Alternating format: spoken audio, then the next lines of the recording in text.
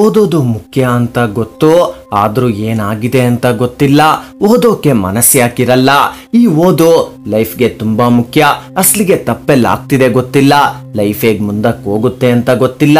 ಚಿಕ್ಕ ವಯಸ್ಸಿನಿಂದ ಮನೆಯಲ್ಲಿ ಹೇಳ್ತಾನೆ ಬರ್ತಿರ್ತಾರೆ, ಚೆನ್ನಾಗಿ ಓದಿದ್ರೆ ಲೈಫ್ ಚೆನ್ನಾಗಿರೋದು ಅಂತ, ನೀನ್ ಲೈಫಲ್ಲಿ ಬೆಟರ್ ಆಗುತ್ತೆ ಅಂತ, ಆಗ್ಲೇ ನೀನ್ ಲೈಫಲ್ಲಿ ಆರಾಮಾಗಿರೋದು ಅನ್ನೋರು. ಇಷ್ಟೆಲ್ಲ ತಿಳ್ಕೊಂಡ್ಮೇಲೂ ಓದೋಕೆ ಯಾಕೆ ಮನಸ್ಸಾಗ್ತಿಲ್ಲ ಅಂತ ಗೊತ್ತಿಲ್ಲ. ಏನ್ ತಪ್ಪಾಗ್ತಿದೆ? ಮನಸ್ಸಿಗೆ ಇಷ್ಟ ಇಲ್ಲ ಅಂದ್ರು ಬಲವಂತ ಮಾಡಿ ಓದ್ಲೇಬೇಕು. ನಾನು ಓದ್ಬೇಕು, ಯಾಕಂದ್ರೆ ನಾನ್ ಪಾಸ್ ಆಗ್ಬೇಕು. ಓದಿಲ್ಲ ಅಂದ್ರೆ ಫೇಲ್ ಆಗೋಗ್ತೀನಿ. ಇಡೀ ವರ್ಷದ ಫೀಸ್, ಇಡೀ ವರ್ಷದ ಎಫರ್ಟ್ಸ್ ವೇಸ್ಟ್ ಆಗೋಗುತ್ತೆ. ಅದಕ್ಕೆ ಈ ಕೆಲಸ ಮಾಡ್ಲೇಬೇಕು. ಯಾವುದೇ ಕೆಲಸವನ್ನ ಬಿಡದೆ 21 ದಿನ ಕಂಟಿನ್ಯೂಸ್ ಆಗಿ ಪ್ರಾಕ್ಟೀಸ್ ಮಾಡಿದ್ರೆ ಅದು ಅಭ್ಯಾಸವಾಗ್ಬಿಡುತ್ತೆ. ಅದೇ ಕೆಲಸವನ್ನ 21 ದಿನಕ್ಕಿಂತ ಜಾಸ್ತಿ ದಿನ ಅದನ್ನ ಪ್ರಾಕ್ಟೀಸ್ ಮಾಡಿದ್ರೆ ಅದು ನಮ್ಮ ಲೈಫ್ ಸ್ಟೈಲ್ ಆಗೋಗುತ್ತೆ. ಅದು ಓದೋದಾದ್ರೂ ಸರಿ, ಬರೆಯೋದಾದ್ರೂ ಸರಿ. ಆದ್ರೆ ನಮ್ ಪ್ರಾಬ್ಲಮ್ಮು, ಈ ಓದು ನಮ್ಗೆ ಹ್ಯಾಬಿಟ್ ಆಗ್ಲಿಲ್ಲ, ಅತ್ತ ಲೈಫ್ ಸ್ಟೈಲ್ ಕೂಡ ಆಗ್ಲಿಲ್ಲ.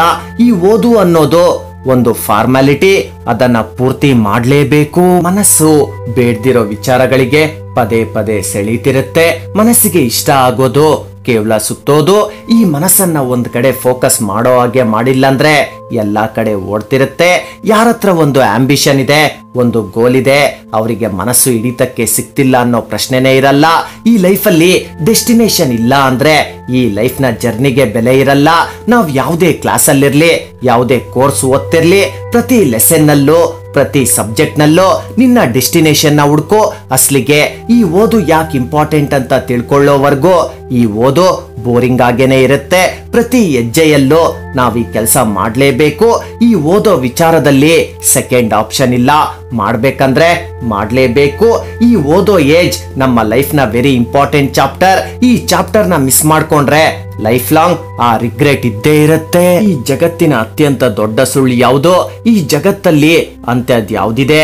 ಇಲ್ಲಿವರೆಗೂ ಯಾರಿಗೂ ಸಿಕ್ಕಿಲ್ಲ, ಮುಂದೆ ಯಾರಿಗೂ ಸಿಗಲ್ಲ ಅಂದ್ರೆ ಅದು ಟೈಮ್. ಒಬ್ಬ ಮನುಷ್ಯನ ಬ್ಯಾಡ್ ಟೈಮ್ ಯಾವ್ದಂದ್ರೆ ಟೈಮ್ ಆಗೋದ್ಮೇಲೆ ಅಂದ್ಕೊಳ್ಳೋದು, ಆ ಟೈಮಲ್ಲಿ ನಾನು ಆ ಕೆಲಸ ಮಾಡಬೇಕಾಗಿತ್ತು ಅಂತ. ಇವತ್ ನಿನ್ನ ಏಜ್ ಎಷ್ಟಾದ್ರೂ ಆಗಿರಬಹುದು. ಈಗ ನಿನ್ನ ಹತ್ರ ಟೈಮ್ ಅಂಡ್ ಆಪರ್ಚುನಿಟಿ ಇದ್ರೆ ಈ ಜಗತ್ತಿನ ಅತ್ಯಂತ ಲಕ್ಕಿ ಪರ್ಸನ್ ನೀನೆ. ಈ ಜಗತ್ತಲ್ಲಿ ತುಂಬಾ ಜನಕ್ಕೆ ಟೈಮ್ ಇರುತ್ತೆ, ಬಟ್ ಆಕ್ಚುಯಲ್ ಲೈಫ್ ಅಂದ್ರೆ ಏನು ಅಂತ ಗೊತ್ತಿರಲ್ಲ. ಈ ಲೈಫ್ ಅಂತ ಏನು ಅಂತ ಅಷ್ಟರಲ್ಲಿ ತಮ್ಮ ಲೈಫ್ ನ ಪ್ರೈಮ್ ಟೈಮ್ ನ ಕಳ್ಕೊಂಡ್ ಬಿಟ್ಟಿರ್ತಾರೆ. ಈ ಟೈಮ್ ಯಾವಾಗ್ಲೂ ಎಚ್ಚರಿಕೆ ಕೊಡ್ತಿರುತ್ತೆ, ನೀನ್ ನನ್ನನ್ನ ಬರ್ಬಾದ್ ಮಾಡ್ದಷ್ಟು ನಾನ್ ನಿನ್ನನ್ನ ಬರ್ಬಾದ್ ಮಾಡ್ತೀನಿ ಅಂತ.